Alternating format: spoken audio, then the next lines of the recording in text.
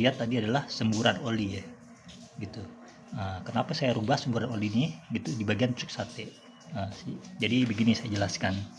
Jadi kalau kita rubah di bagian tusuk sate ini, jalurnya dirubah gitu ya, tidak melalui tutup head ini lagi, dia bakal langsung menyembur di bagian sini ya, gitu. Caranya kita cukup ngebor gini di sini, kayak gini, gitu ya, gitu. Di ukuran 1 mm, gitu ya. Nah, kenapa saya rubah seperti kayak gini? Gitu ya, saya lebih suka dibanding kita ngebor di bagian tutup head ini ya, gitu. Karena ada istilah kata sedikit gitu ya, kekurangan kalau lewat jalur ini gitu. Kalau menurut saya gitu, karena kenapa nanti juga kekurangan di karet ini ngempos itu, atau karetnya udah mulai miring bisa menutupi jalur oli yang ada di sini, sehingga nanti di sini semburannya tidak sempurna gitu karena ngempos gitu di sini. Oke, udah dipahamin. Caranya begini. Jadi di sini saya bor nih di ukuran 1 mm gitu ya. Saya kurangin dari ukuran aslinya dia. Aslinya dia kan 2 mm, ya kan? Tapi melalui proses lewat sini gitu ya. Gitu ya. Tapi kalau seumpama di sini saya rubah menjadi 1 mm, dia langsung menyembur ke bagian noken as. Ya di sini saya sudah tutup. Lihat. Ya, jalur ini saya tutup, dan tutup headnya juga saya juga sudah lem, saya tutup. Jadi kagak ada yang lewat sini lagi gitu.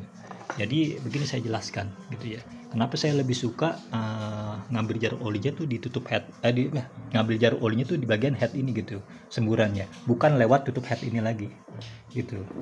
Jadi kalau saya kan gini ya, ketika saya turun mesin gitu ya, itu pasti saya rubah begini jarum olinya. Kenapa? Karena kebetulan lagi pas turun mesin. Tapi kalau belum turun mesin gitu ya mau nggak mau kita harus ngebor di bagian tutup head ini gitu ya, menjadi ukuran 1 mm atau 2 mm gitu, atau 3 mm. Asli bawahnya 0,5 gitu. Jadi kita lebihin 1 mili atau 2 mili atau 3 mm, nggak masalah. Yang penting lubang jarum keluarnya itu jangan diubah-ubah, karena di standar bawaan pabriknya 2 mm gitu, agar tidak mengganggu tekanan yang lainnya gitu kan gitu. Jadi yang dibor adalah jalurnya, jalur oli yang di sini ya, dirubah, antisipasi tidak terjadi kemampatan gitu di jangka panjang gitu. Dan saya lebih sukanya kalau seumpama di tusuk sate ini, dia tuh alirannya lebih deras gitu timbang ini lewat tutup head ini. Ini saya jelaskan ya. Di sini kan gini ya, di sini ada o-ring ya.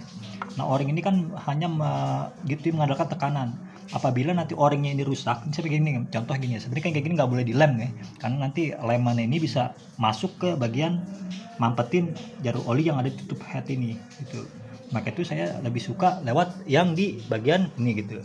Jadi begini, ketika nanti o-ringnya ini lemah gitu ya, nanti dia akan, ketika ada motor lagi nyala, dia ngempos di sini, karena di sini dia bisa keluar lewat sini, sebelah sini ngempos gitu, sehingga tekanan yang di sininya berkurang karena ngempos gitu.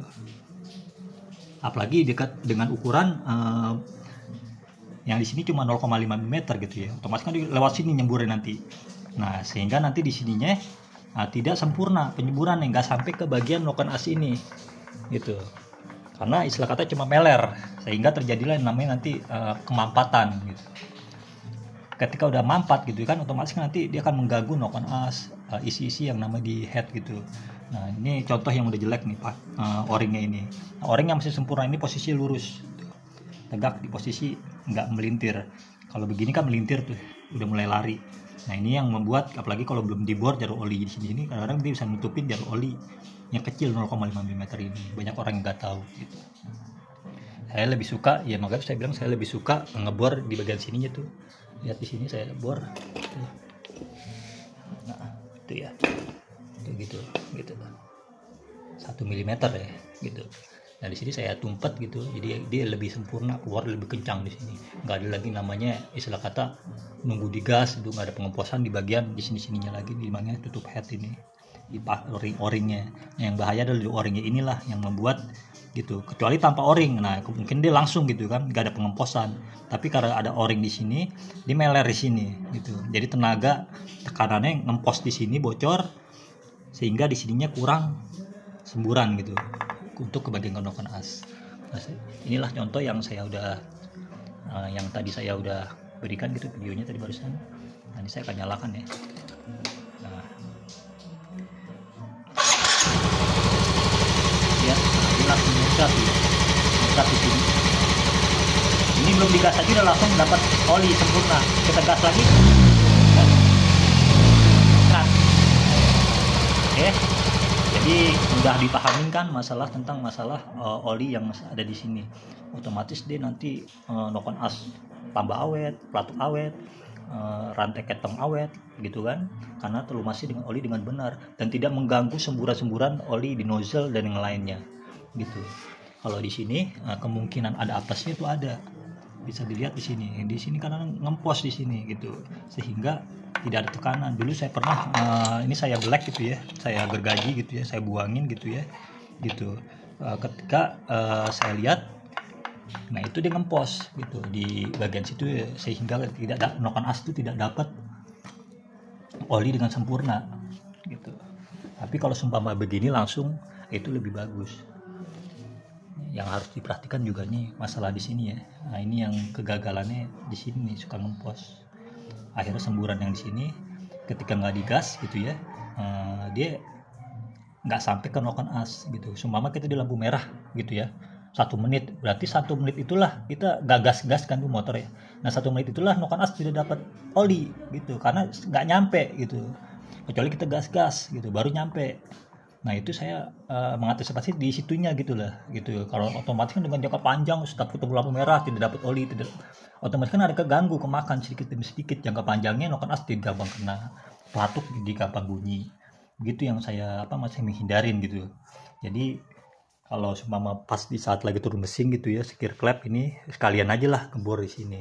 Tapi kalau seumpama yang belum turun mesin gitu ya, bisa juga melakukan pengoboran di sini juga. Tapi packingnya ini orang ini diperhatikan gitu ya, harus posisi tegak lurus begini sehingga nanti tidak ada pengemposan gitu ya.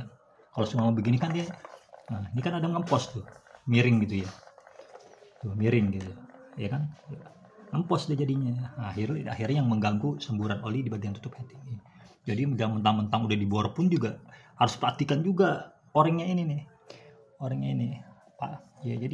Jadi jangan mentang-mentang udah dibor terus aman, enggak, tetap diperhatikan ini packing ini orang ini, diperhatikan gitu ya.